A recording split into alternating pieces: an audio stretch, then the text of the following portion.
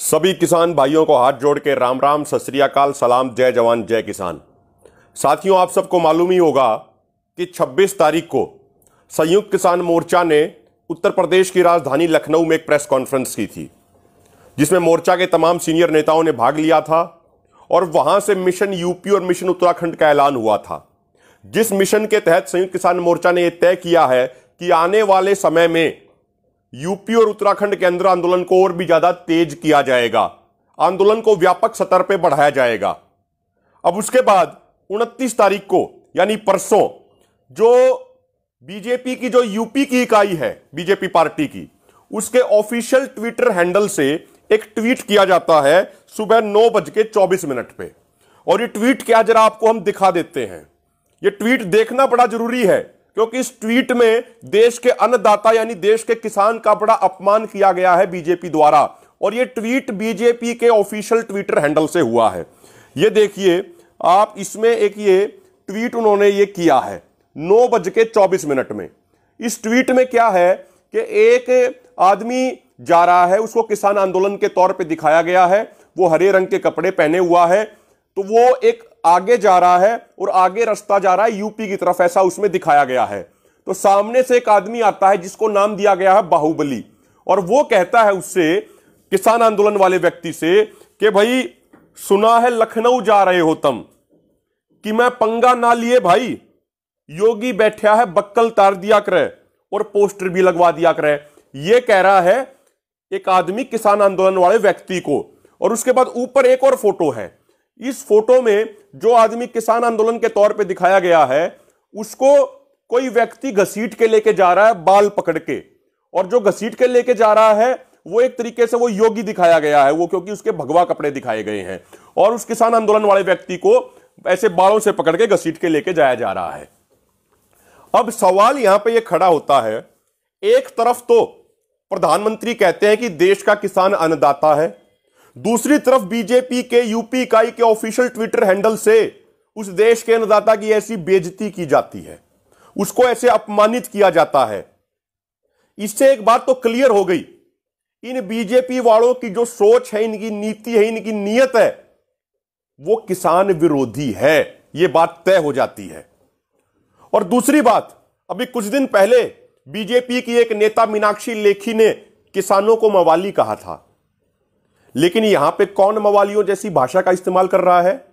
BJP वाले नेता मवालियों, गुंडों जैसी भाषा का इस्तेमाल कर रहे हैं। और ये जब ऑफिशियल ट्विटर हैंडल से उनका ट्वीट हुआ है, इसका मतलब इस ट्वीट में बीजेपी के सभी शीर्ष नेताओं की सहमति है, तभी ये इस पे ट्वीट हुआ है। और गुंडों मवाली जैसी भाषाओं का, ऐसी पिक्चर का इस्तेमाल तो बीजेपी वाले कर रहे हैं। अगर हम चाहें तो इनको इसी भाषा में भी जवाब दे सकते हैं, हमें वो भी देना आता है, लेकिन हम नहीं देंगे। क्योंकि हम जिस किसान कौम में पैदा हुए हैं, उस किसान कौम ने हमें यही सिखाया है कि हमें हमेशा सभ्यता के दायरे में रह के अपनी बात करनी है, हमें मर्यादाओं में रह के अपनी बात करनी है। इसलिए इनकी तरह हम नीचे गिर के अभद्र भाषा का इस्तेमाल हम नहीं करेंगे, हम तो अपनी सभ्य भाषा में ही जवाब देंगे।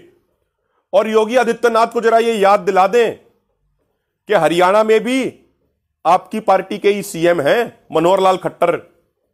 कुछ महीने पहले ये भी आपकी तरह घमंड में चूर चूर हो रखे थे, और मनोहर लाल खट्टर कहते थे कि हरियाणा में जगह जगह जाएंगे, सभाएं करेंगे, किसानों को यह समझाएंगे कि कानूनों के फायदे क्या हैं। उस समय भी सभी किसान संगठनों ने उनको हिदायत दी थी कि किसान अच्छे तरीके से समझ गया है कि ये 3 कानून उसकी मौत के फरमान हैं। किसान अच्छे तरीके से समझ गया है, उसको एमएसपी गारंटी कानून चाहिए, किसानों को ये 3 काले कानून रद्द करवाने ही करवाने हैं। तो उस समय मनोहर लाल खट्टर को यह हिदायत दी गई थी कि आप किसानों को बहकाने के लिए, किसानों को उकसाने के लिए मत जाइए। लेकिन वो तो घमंड में चूर थे, समझ में नहीं आया। जो आदमी घमंड में लीन हो जाता है, जो आदमी घमंड में चूर हो जाता है, उसकी बुद्धि अपने आप कम काम करने लग जाती है। घमंड की एक ये खास क्वालिटी होती है कि जिस आदमी के अंदर घमंड घुसा, उसकी बुद्धि अपने आप कमजोर हो जाती है। तो मनोहर लाल खट्टर ने कार्यक्रम करने का प्रयास किया, सभाएं करने का प्रयास किया। उन प्रयासों का, उन सभाओं का क्या हशर हुआ, यह सिर्फ हरियाणा ने नहीं, पूरे देश ने देखा था। कैमला गांव में मुख्यमंत्री खट्टर का हेलीकॉप्टर नहीं उतर पाया, रोहतक में किसानों ने जोरदार विरोध किया, हिसार में जोरदार विरोध किया। हिसार में तो इनके उप मुख्यमंत्री जब 2 घंटे तक एयरपोर्ट के अंदर बंद रहे तो उसके बाद एयरपोर्ट की दीवार तोड़ के भागे थे। सोनीपत के आवड़ी और बडोली गांव में उन्होंने कार्यक्रम करने की सोची, लेकिन एक दिन पहले, एक रात पहले आवड़ी का कार्यक्रम मुख्यमंत्री खट्टर ने कैंसिल कर दिया। कैंसिल करना पड़ा। बडोली गांव का 2 या 3 दिन पहले उनको कैंसिल करना पड़ा। तो किसानों ने मनोहर लाल खट्टर के घमंड को मिट्टी में मिला दिया। और इनको यह बात ध्यान रखनी चाहिए, इस किसान कौम का इतिहास क्या है, इनको जानकारी होनी चाहिए बीजेपी वालों को। बड़े बड़े तानाशाह आए, बड़े बड़े क्रूर शासक आए, जिन्होंने बड़ी बड़ी बातें कही, जिन्होंने कहा कि इस किसान कौम को मिट्टी में मिला देंगे, लेकिन किसान कौम तो मिट्टी में नहीं मिल पाई, लेकिन वो क्रूर तानाशाह और शासक जरूर मिट्टी में मिल गए। ये किसान कौम तो उस समय भी जिंदा थी, आज भी जिंदा है और आगे भी गर्व से सीना ठोक के स्वाभिमान के साथ जिंदा रहेगी। ये घमंड बड़ी खतरनाक चीज होती है योगी आदित्यनाथ जी। ये घमंड बड़े बड़े लोगों को लेकर बैठ चुका है, तो इस घमंड को त्याग दीजिए और इस किसान की, इस अन्नदाता की ताकत का इम्तिहान मत लीजिए। मिशन यूपी और मिशन उत्तराखंड तो हर हाल में होगा और पूरे देश के किसान मिलजुल के उस मिशन को मजबूती से करेंगे। 5 सितंबर को मोर्चा ने तय किया है, 5 सितंबर को मुजफ्फरनगर में किसानों की महापंचायत होने वाली है।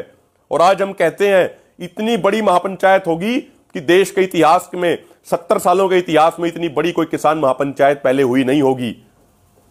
और पूरा दम लगा के उस महापंचायत को करेंगे, शांति के साथ करेंगे, अनुशासन के साथ करेंगे, एकजुटता के साथ करेंगे। और दूसरी बात साथियों, जब 2017 में यूपी में विधानसभा चुनाव हुए, उससे पहले बीजेपी वालों ने क्या कहा था कि यूपी में एक एक किसान का कर्ज माफ करेंगे। लेकिन क्या यूपी में कर्ज माफ हुआ? नहीं हुआ। कर्ज माफी के नाम पे किसानों के साथ मजाक किया गया। किसी किसान को 2 रुपए का चेक दिया गया तो किसी किसान को 36 रुपए का चेक दिया गया तो किसी किसान को 100 रुपए का चेक दिया गया। इनके 5 साल पूरे होने को हैं। योगी आदित्यनाथ बताएं कि कितने किसानों को कर्ज मुक्ति इन्होंने की, जो ये बड़े बड़े वादे करते थे। आज उत्तर प्रदेश के अंदर गन्ना किसानों की 12,000 करोड़ की पेमेंट बकाया है। कानून यह कहता है कि 15 दिन में पेमेंट नहीं हुई तो ब्याज भी मिलेगा। ब्याज तो छोड़ दीजिए, जो किसानों की खून पसीने की कमाई है, जो उनका मूल है, वो उनको नहीं मिल रहा है। 1-1, 2-2 साल तक इंतजार करना पड़ता है। तो जो ये योगी सरकार, जो ये मोदी सरकार है, ये सारी चीजें साबित करती हैं कि इन सरकारों की जो छवि, इनकी नीति, इनकी नीयत, इनकी सोच, इनकी मंशा किसान विरोधी है। और दूसरी बात साथियों, एक और बात, एक बात हम अपने किसानों को भी एड्रेस करना चाहते हैं। मेरे भाइयों, आपकी शांति, आपकी एकजुटता, आपका अनुशासन, यह आपकी सबसे बड़ी उपलब्धि है। जो आपने इतने सभ्य तरीके से, इतने अनुशासित तरीके से आज तक जो ये आपने किसान संसद जो चला रहे हैं, जो संसद मार्ग पर दिल्ली में जो आप किसान संसद चला रहे हैं, इस किसान संसद ने पूरे देश में ही नहीं पूरी दुनिया में भी मैसेज दिया है कि एक किसान कितना समझदार है। वहां पे एक साधारण किसान ने जब इन कानूनों के बारे में कमियों को बताया तो पूरे देश और दुनिया ने देखा। पहले बीजेपी वाले कहते थे कि ये किसान गुमराह हो रखे हैं, ये किसान भ्रमित हैं, लेकिन जब एक साधारण किसान ने वहां जाके किसान संसद के अंदर माइक लेके जब वो दहाड़े कि भाई किस कानून में क्या गलती है, जब उन्होंने बताया कि एपीएमसी बाईपास अधिनियम से मंडियां बर्बाद हो जाएंगी, मंडियों की किसानों को क्या जरूरत है, जब ये उन्होंने एक्सप्लेन किया तो पूरे देश और दुनिया ने देखा कि भ्रमित तो, गुमराह तो बीजेपी आरएसएस वाले हो रखे हैं। ये किसान तो समझदार है और किसान सारी चीजें अच्छे तरीके से जानता है। और इनको बीजेपी आरएसएस वाले ये अंबानी अडानी के साथ मिलके किसानों को नुकसान पहुंचाने का काम कर रहे हैं। ये चीज पूरे देश और दुनिया ने देखी। जब आपकी इतने शांति, अनुशासन और एकजुटता के साथ ये कार्यक्रम चल रहा है, उससे बीजेपी वालों में बौखलाहट पैदा हो रही है। इसीलिए बार बार किसानों को उकसाने के, किसानों को भड़काने के लिए बयान देते हैं ये बीजेपी आरएसएस वाले। मेरी आप सबसे हाथ जोड़ के विनती है साथियों, जिस सभ्य तरीके से, जिस अनुशासित तरीके से, जिस शांतिपूर्ण तरीके से आपने आज तक अपना कार्यक्रम चलाया है, पिछले 8 महीने में आपने अपना आंदोलन चलाया है, हमें इसी शांति को बना के रखना है, इसी एकजुटता, इसी अनुशासन को बना के रखना है।